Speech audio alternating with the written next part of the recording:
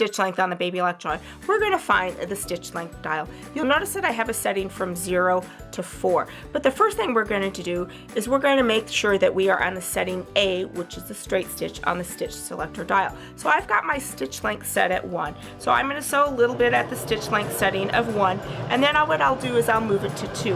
But you'll notice in between the 1 and the 2, I can also place that on a half setting if I wish. Now I've adjusted that to a 2, and now I'm going to go ahead and I'm going to adjust that setting to a 3.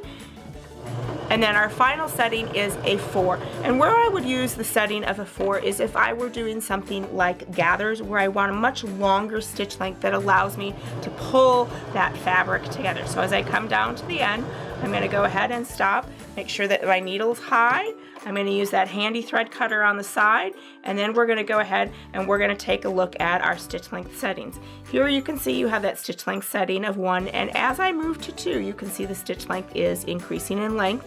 Okay, and now I'm at my stitch length setting of 3, which is a little bit longer, and now we are at that final setting of 4. So you can see that the Baby Lock Joy has a stitch length setting for any project that you have in your project basket.